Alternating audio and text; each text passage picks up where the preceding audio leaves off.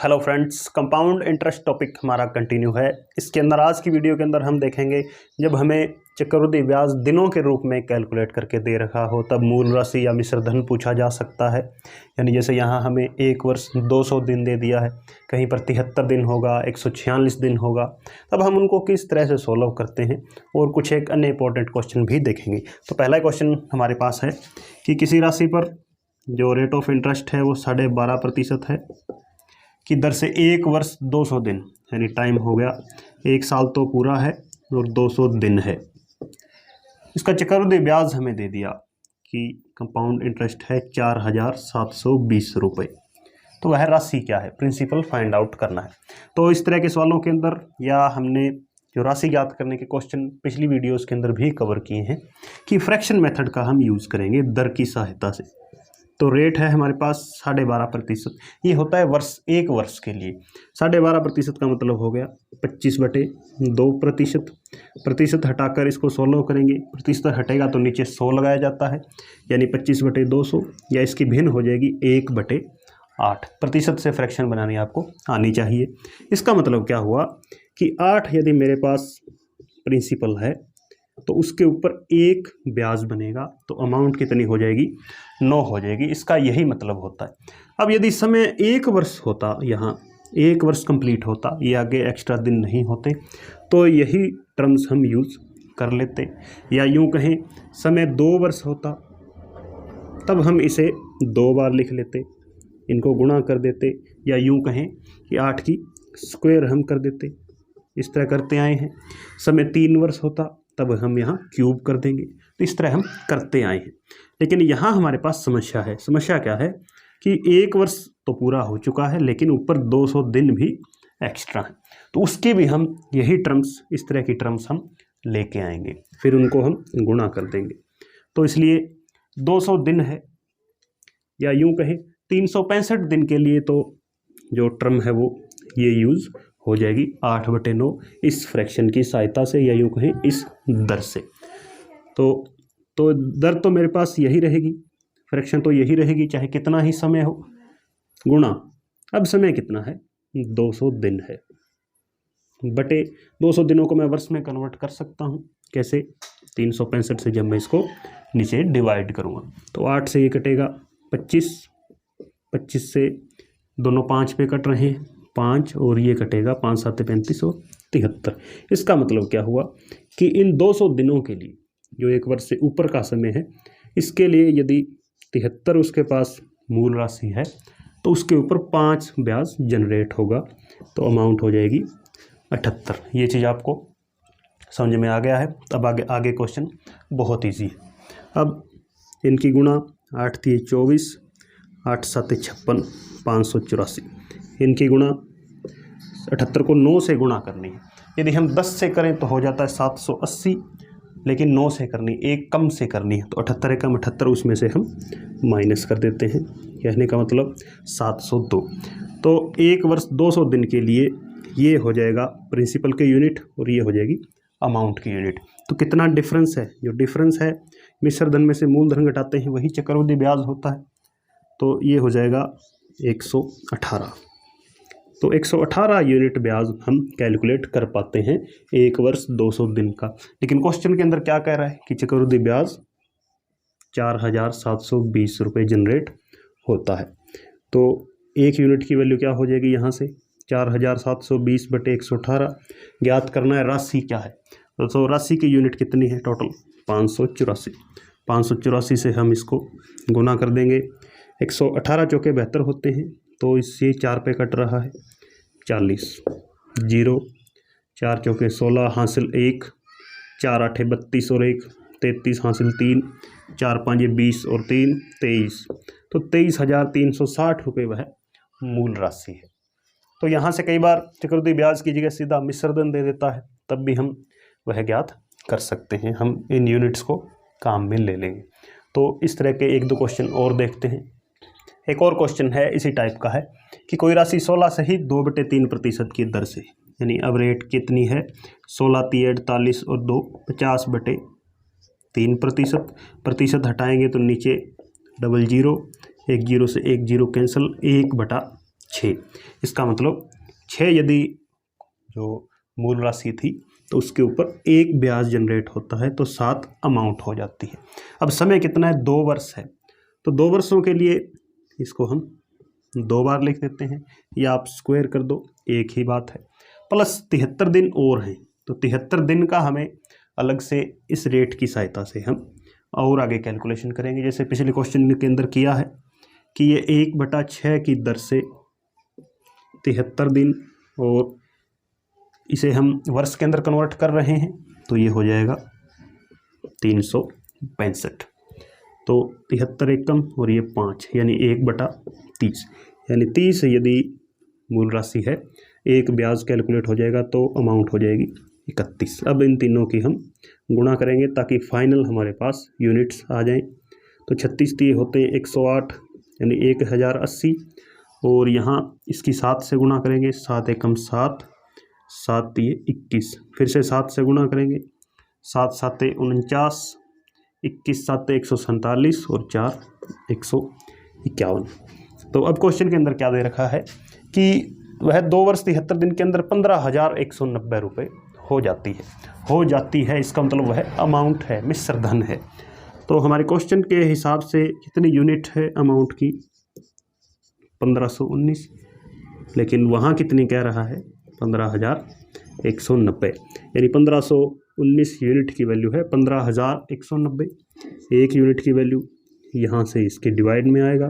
याद कर क्या करना है, राशि की यूनिट 1080, तो सीधा देख रहे हैं 10 पे कट रहा है, तो 10,800 रुपये वह राशि है।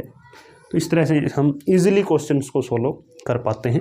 केवल इस चीज़ को आपने ध्यान में रखना है कि ये रेट थी 16 सही 2/3% यानी 50/3%, फ्रैक्शन होगी 1/6। अब 1/6 यदि 1 वर्ष के लिए हो कि 365 दिन के लिए हो, तब तो हम 365 से ही इसको भाग कर देते हैं, तो ये 1/6 ही रहती है, तो 6 से 7 हो जाती है। तो 1 वर्ष के लिए तो हम सीधा लिख लेते हैं 6 7, 2 वर्ष के लिए 2 बार लिख लेते हैं, लेकिन ये 73 दिन है तो इसका हमें अलग से बनाना पड़ता है। तो 1-2 और इम्पोर्टेंट क्वेश्चन देखते हैं। अगला क्वेश्चन, एक व्यक्ति 4% की दर से धन उधार लेता है और ब्याज वर्ष के अंत में लौटाता है तथा उसी धन को आगे 6% की चक्रवृद्धि ब्याज की दर से उधार देता है। यानी पहले तो खुद धन उधार लिया, फिर उसको आगे किसी अन्य व्यक्ति को उधार दे दिया, दर 4% से लिया था और 6% से आगे दिया है। उसके बाद ब्याज अर्धवार्षिक रूप से संयोजित करता है, यानी 6 महीने के बाद फिर से ब्याज के ऊपर ब्याज लगाता है। इसका ये मतलब है, यदि वर्ष के अंत में 104.5 रुपये लाभ प्राप्त करता है तो उधार ली गई राशि बताओ। तो हम यह मान लेते हैं कि उसने शुरू के अंदर किसी व्यक्ति से 100 रुपये उधार लिए थे, किस दर से, तब उसकी दर थी 4%। तो इस 100 रुपये का 4% की दर से 1 वर्ष का ब्याज कितना हो जाएगा। 1 वर्ष के लिए हमें पता है चक्रवृद्धि ब्याज हो चाहे साधारण ब्याज इक्वल होता है, तो 100 रुपये 100 का 4% 4 ही होता है। यानी शुरू के अंदर या यूँ कहीं पहले व्यक्ति से उसने जो धन उधार लिया वो 100 रुपये था, 4 रुपये उसके ऊपर ब्याज काउंट हो जाएगा 1 वर्ष के लिए। उसके बाद जो उधार उसने दिया है वो रेट कितनी है, 6% है। लेकिन यहाँ एक चीज़ और है कि यहाँ वो ब्याज अर्धवार्षिक रूप से संयोजित कर रहा है। इसका मतलब कि जैसे 6 महीने होंगे तब उसका वो अलग ब्याज काउंट करेगा और अगले 6 महीने का अलग काउंट होगा। अर्धवार्षिक का मतलब यही है। तो 6% की दर जो होती है, दर हमेशा वार्षिक होती है, लेकिन 6 महीने के लिए जब लगेगी तब आधी रह जाती है दर, क्योंकि 6 महीने आधे होते हैं 1 वर्ष के। तो इस 100 रुपये के जो 6% की दर से 6 महीने का जो ब्याज होगा वो कितना होगा, हम यहाँ कहेंगे कि 3 हो जाएगा, क्योंकि दर आधी रह गई। इसी तरह अगले 6 महीने के लिए भी 3 ब्याज काउंट हो जाएगा। लेकिन एक चीज़ और, यहाँ ब्याज के ऊपर भी ब्याज लगता है। तो इस जो पहले 6 महीने के दौरान जो ब्याज कैलकुलेट हुआ 3, उसके पर अगले 6 महीने का जो ब्याज लगेगा तो 3 का 3% की दर से, यानी 3 3 9/100 0.9, यानी 3 × 3 9/100, 9/100, तो 2 के बाद 0 लगेगी, तो ये 0.09 होगा। तो अब यहाँ से एक चीज़ देख सकते हैं कि उसने रुपए तो देने थे 4 और खुद कितने ले लिए ब्याज के 6.09, कितने का उसको फ़ायदा हो चुका है, 2 रुपये 9 पैसे का उसने लाभ अर्जित कर लिया है। हमारे कैलकुलेशन के हिसाब से जब हमने माना कि कुल जो राशि थी 100 रुपये थी, लेकिन क्वेश्चन के हिसाब से क्या कह रहा है कि लाभ उसने लिया है 104.5, तो यानी इस यूनिट की वैल्यू क्या हो जाएगी 104.5 रुपये। एक यूनिट की वैल्यू, इसके नीचे हम 2.09 का भाग दे देंगे। याद क्या करना है, उधार ली गई राशि कितनी मानी थी हमने 100 यूनिट, तो 100 से इसको गुणा कर देते हैं। तो नीचे 2 के बाद पॉइंट है और ऊपर 1 के बाद पॉइंट, या यूँ कहें ये पॉइंट हटाएंगे, नीचे क्या लग गई 0, और यहाँ पॉइंट के बाद कितने अंक हैं 2 अंक हैं, क्योंकि इस 0 की तो कोई वैल्यू नहीं है, तो यहाँ से 2 0 और लग गई। अब 0 से 0 कैंसिल हो गई, 209 पंजे 5 पर पूरा कटेगा, तो 5,000 रुपये शुरू के अंदर वह राशि थी। तो इस तरह से हम क्वेश्चंस को इजीली कैलकुलेट कर पाते हैं। 1-2 क्वेश्चन और लेते हैं। नेक्स्ट क्वेश्चन है, एक व्यक्ति 26,520 रुपये 10% चक्रवृद्धि ब्याज की दर से अपने दोनों बेटों के नाम ऐसे जमा करवाता है कि जब वो 18 वर्ष के हों तो उन्हें बराबर धनराशि मिले। यानी 26,520 रुपये संयुक्त रूप से जमा करवाए हैं अभी, कि जब वे दोनों 18 वर्ष के हो जाएंगे तब जो उन्हें धन मिलेगा, यानी मिलेगा, इसका मतलब कि 26,520 रुपये 10% की दर से कुछ रुपए हो जाएंगे, तब उनको दोनों भागों के अंदर बराबर बांट दिए जाएंगे। इसका मतलब वो मिश्र धन होगा जो कि दोनों भागों के अंदर बंटेगा। फिर कहता है बड़ा बेटा 15 वर्ष का है और छोटा 13 वर्ष का, तो बड़े बेटे के नाम से कितने रुपए जमा करवाए होंगे, ये हमें बताना है। तो इस सवाल को हम पहले देखते हैं कि मिश्र धन यहाँ पर काउंट हो रहा है कि वो तो राशि है 26,520 रुपये, जो अंत में मिलेगा दोनों बेटों को, वो मिश्र धन में से बराबर राशि मिलेगी। मिश्र धन का हमारा फॉर्मूला होता है 1 + P × 1 + R/100/T, ये फॉर्मूला होता है। तो ये फॉर्मूला लगा देते हैं, क्योंकि दोनों को अंत में बराबर मिल रहा है, यानी इसके बराबर यही फॉर्मूला हम पुट कर देते हैं दोनों बेटों के लिए अलग अलग।